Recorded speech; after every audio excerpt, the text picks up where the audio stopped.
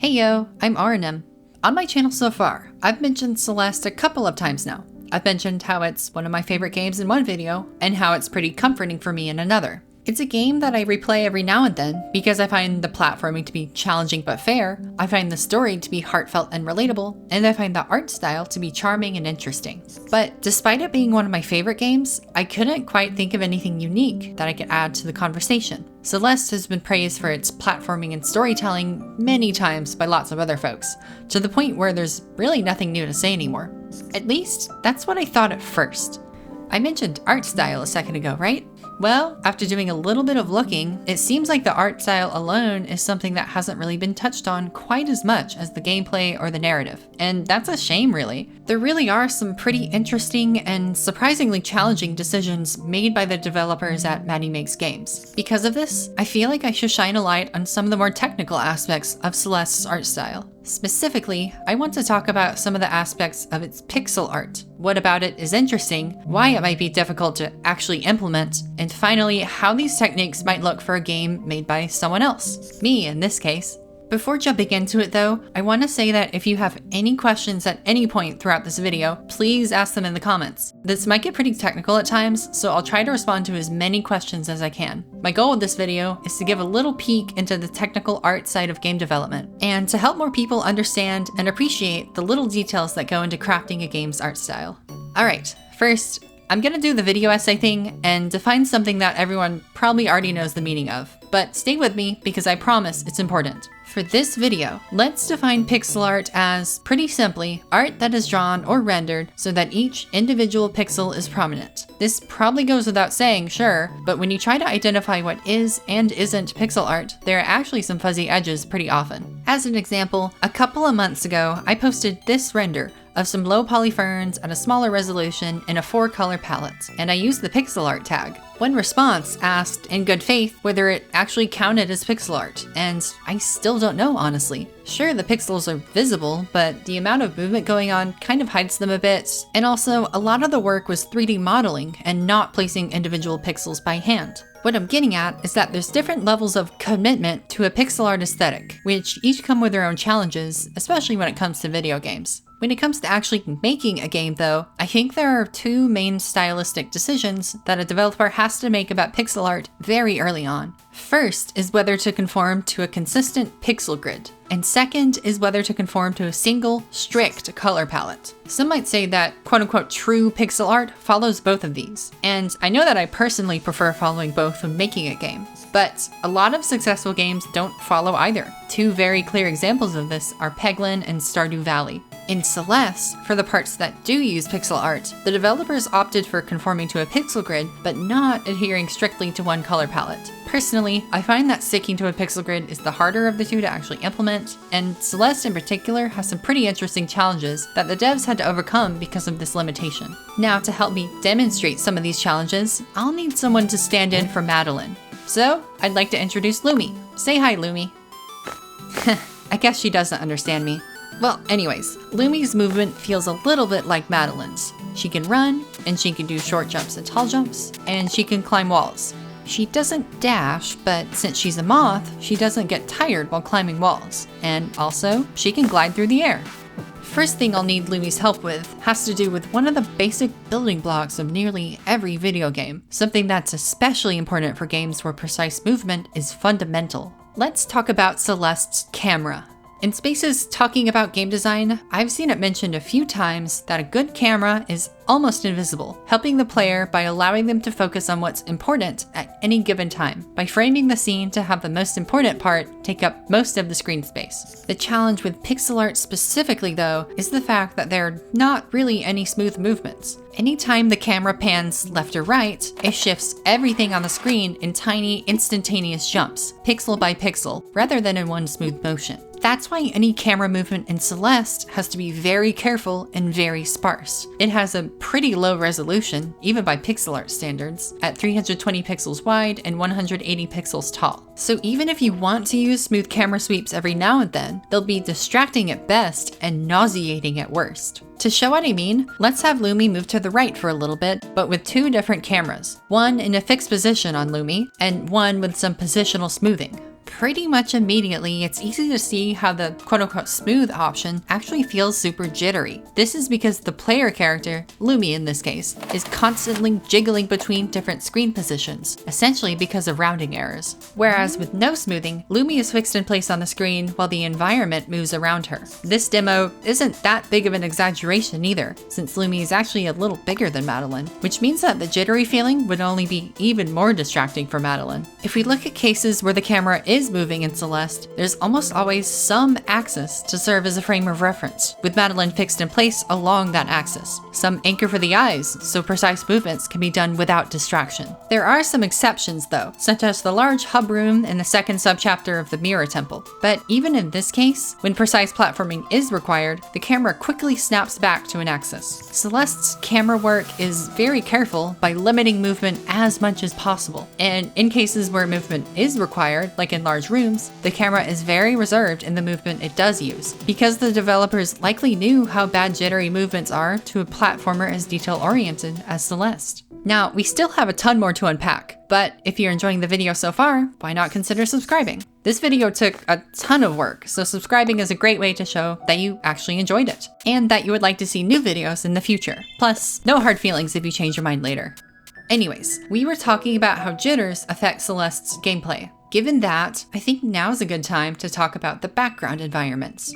In doing research for this video, I found a blog post by RN Inc., who breaks down the different parts that make up a room in Celeste. If you're curious about this yourself, I highly recommend giving it a read. There'll be a link in the description. But to give a quick summary, there's first, foreground tiles, which is what the platforming happens on. Second, background tiles. Third, decorations, either in the foreground or the background. Fourth, parallax backgrounds, which are where the details look far away. And finally, extra effects, such as particles, lighting, and fog. I want to focus on the parallax backgrounds for a minute, since here is where conforming to the pixel grid can cause a problem. To see how, let's have Lumi help us again. Here, I've added some background elements to imply some depth. Alright, ready? It's that same jitteriness, although not quite as egregious. The cause is more or less the same as the camera though. Since each layer is moving at a different speed, pixels are shifted over at different times. It's a whole soup of rounding errors, and it's very visually grating, I think. Unlike last time though, I don't think there's an easy fix for this. In fact, this jittering actually happens in Celeste's parallax backgrounds as well. Watch the background buildings carefully in this clip. There it is again. But Celeste looks and feels like a very smooth game to me, so what gives?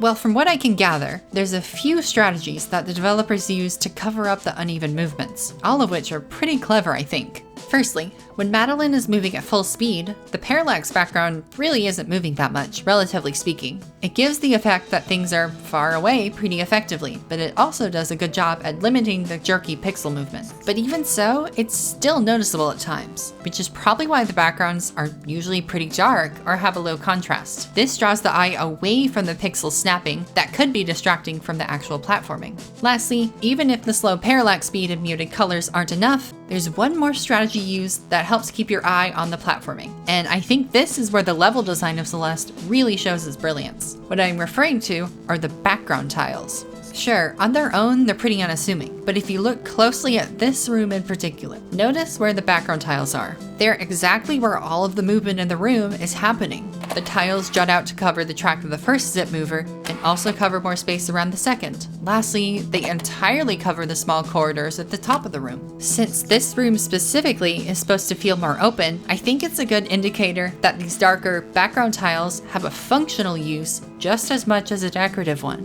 That is, they're meant to cover important spaces to prevent the parallax background's movement from being distracting, making way for Madeline's movement and movement of anything else that calls for precise platforming. It's just incredible to me. It's so subtle that it's pretty much imperceptible while playing, but it has a very important role in keeping attention where it needs to be. Now let's go back to our scene with Lumi and do some of the techniques ourselves. First, we'll make the background have a lower contrast, and second, we'll add some background tiles at key spots in the platforming.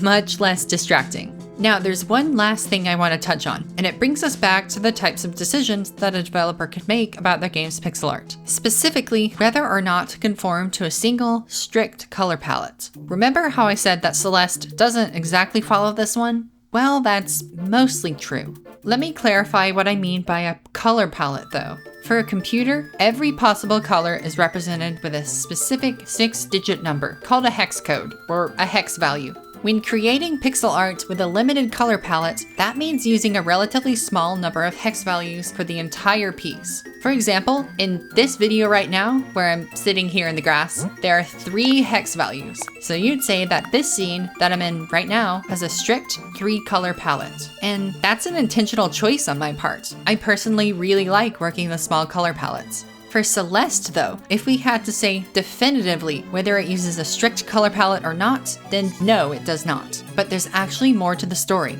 If we look at all of the parts that make up a level individually, then they actually do stick to their own color palettes. Each tile set, each decoration, and even Madeline herself use a limited number of hex values in isolation. Usually no more than 8, but sometimes it's as few as 3, like some tiles in Chapter 1. Even in the simpler levels though, there's still something going on that goes completely against limiting the number of colors, and that's dynamic lighting.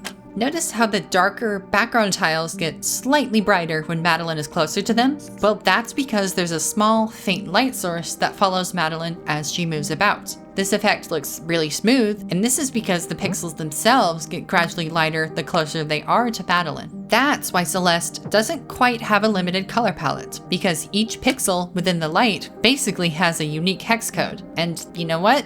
I think the game is better because of it. To show why I think so, let's look at an alternate reality where Celeste did have a strict color palette. And what better setting for this than the Mirror Temple? It's a small difference, but it is noticeable. Personally, I think it looks really cool, but like I mentioned earlier, I really like when pieces of art use really small number of hex values in general. It gives it a really crunchy look that I just can never get enough of. But that's part of the issue, isn't it? There's a lot of extra movement to draw the eye, where the colors themselves snap between each other. It's especially distracting when the lighting changes for the entire scene, like going in and out of a darker area. Like I mentioned with the camera and background details, Celeste is very, very careful to have the art direction in support of the gameplay, not the other way around, by limiting distractions as much as possible. And in this case, that means having the colors and lighting be smooth and seamless, instead of conforming to a strict palette of hex values. The fact that most things in the game do have limited hex values in isolation though, suggests that the developers do actually appreciate when pixel art limits its colors. But critically, they specifically chose not to do it themselves for Celeste as a whole. They chose to have smooth, subtle spotlights because it helps Madeline stand out just a little bit more against the background. And they chose not to clamp everything to a color palette because doing so would be too visually distracting. To drive it all home, let's bring Lumi back one more time and apply everything we talked about throughout this video. The camera on a fixed axis, the decorations staying subtle and out of the way, and the colors gently highlighting where to place your attention. And there we have it. Despite the scene being made up of pretty simple sprites, I think it looks pretty decent. I do hope this has been helpful to show just how carefully Celeste treats his pixel art though, and that it shows how these strategies could look for another game by a different developer. I think the main takeaway is that an art style can be beautiful while also being crafted with the gameplay in mind to uplift it and project the game as a whole to greater heights. And to me, Celeste's pixel art in particular is a fantastic example of this. If you'd like to take a peek into the game files for any of the demos in this video, or if you'd like to see the source code for Lumi herself, I'll be uploading it all to my Patreon. Oh yeah, I have a Patreon now. On my Patreon page, I'll be posting reviews for specific games, extras like bonus or cut content, and video topic polls. There's actually a poll up right now for folks to vote on a topic for one of the next videos. The main stuff is always going to be on the YouTube channel though, and I'm incredibly grateful for all of the support so far. It really keeps me going and encourages me to keep trying new things with every video. So yeah, I really hope you enjoyed the deep dive today, and I hope to see you in the next one.